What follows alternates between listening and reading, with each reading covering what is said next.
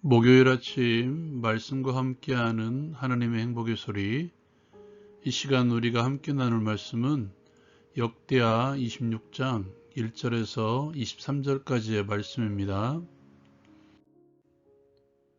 우시야 왕은 하나님의 도우심으로 강성하여집니다. 그러나 교만하여 분향하려 하다가 나병에 걸립니다. 우시야 왕은 16세의 왕이 되어 52년간 유다를 다스립니다. 그는 여호와 보시기에 정직하게 행한 왕이었습니다.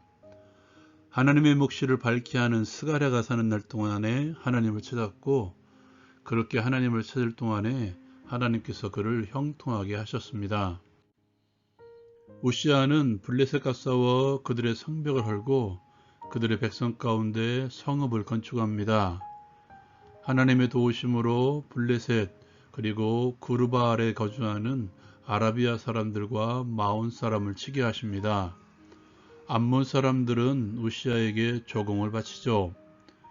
그렇게 우시아의 이름이 애굽 변방에 이를 수 있도록 강성하여집니다. 그는 예루살렘 성읍을 견고하게 하고 광야에 망대를 세우고 물 웅덩이를 많이 파고 가축을 많이 길렀으며 농부와 포도원을 다스린 자를 많이 두었습니다. 그는 농사를 좋아했기 때문이라고 성경은 말씀하고 있죠. 그의 군사는 족장의 총수가 2600명, 군대가 30만 7500명이 되었습니다. 우시아는 그 군대를 위하여 방패와 창과 투구와 갑옷과 활과 문매를 준비합니다. 또 재주 있는 사람들에게 무기를 고안하게 해서 망대와 성곽 위에 두어 화살과 큰 돌을 쏘고 던지게 합니다. 그렇게 그의 이름이 널리 퍼짐은 기이한 도우심을 얻어 강성해졌다고 성경은 말씀하고 있습니다. 그러나 그는 강성함으로 인해서 마음이 교만하여 악을 행합니다. 하나님께 범죄한 것이죠. 그는 여호와의 성전에 들어가서 제사장들만이 할 수 있는 분향을 하려고 합니다. 대제사장 아사랴가 용맹한 제사장 80명을 데리고 들어가서 그의 분향을 말리려고 하죠. 그러나 우시아는 분향하려 하다가 화를 냅니다. 화를 내는 그 순간 하나님께서는 그의 이마에 나병이 생기게 하십니다. 대제사장 아사랴와 제사장들은 그를 급히 쫓아내고 우시아 왕도 속히 나갑니다. 우시아 왕은 죽는 날까지 나병 환자로 살았고 별궁에 거하게 됩니다. 그 뒤로 그의 아들 요담이 유다의 왕이 되죠. 우시아 왕은 죽은 다음에 왕실의 묘실에 장사되지 못합니다. 적용을 위한 나눔의 시간. 이 시간에 우시아 왕의 삶에 대해서 그의 성공과 실패에 대해서 함께 나누기를 원합니다.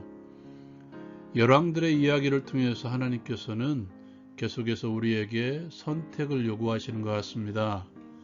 어떻게 살아갈 것인가?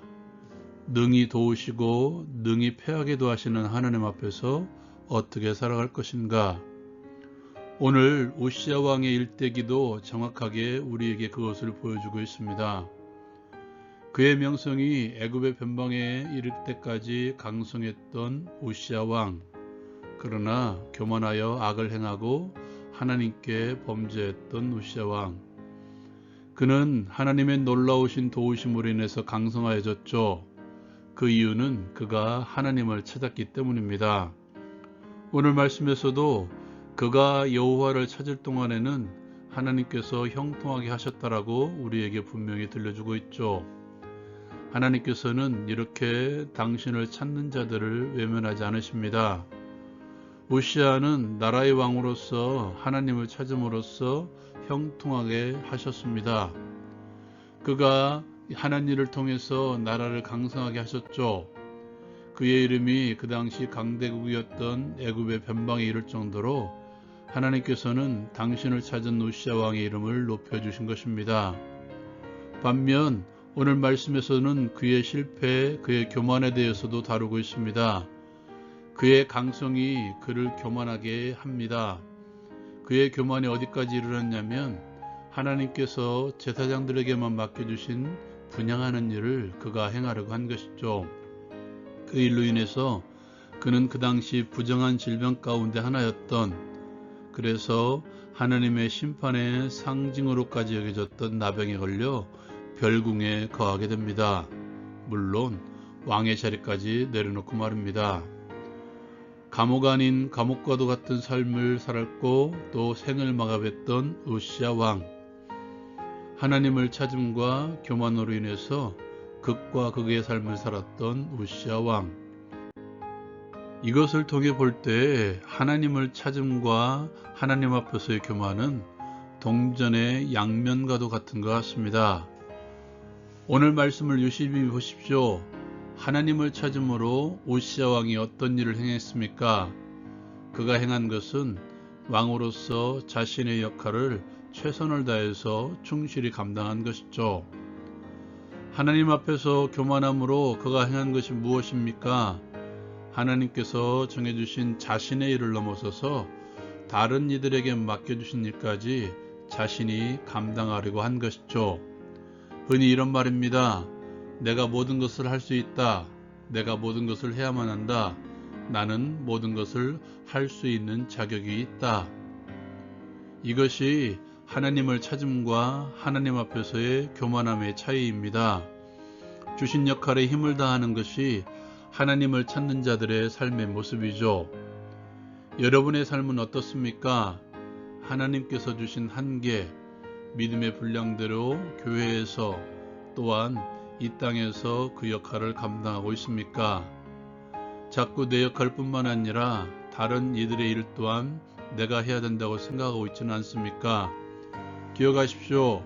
하나님을 찾는 자들의 삶은 주께서 주신 한계 안에서 최선을 다해서 나의 역할을 감당하는 것입니다. 또한 하나님을 찾는 삶을 위해서 우리가 해야 될 일이 있습니다.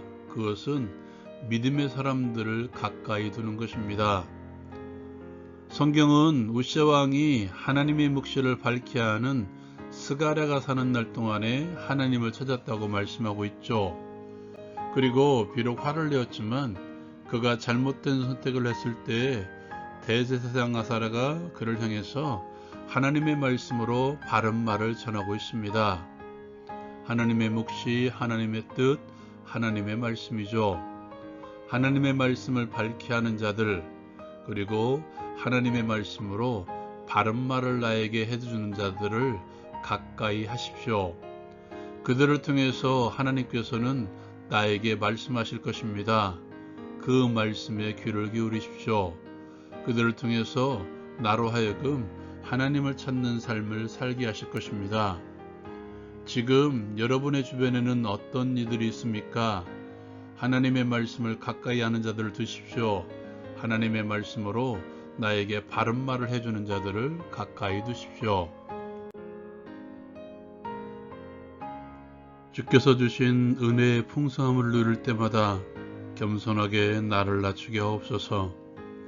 나에게 주신 믿음의 분량 안에서 최선을 다해서 주신 일들을 감당하게 하옵소서.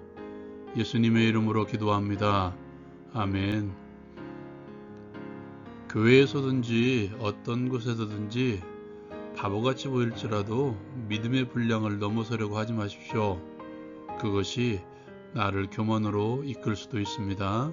라온 큐티 마칩니다.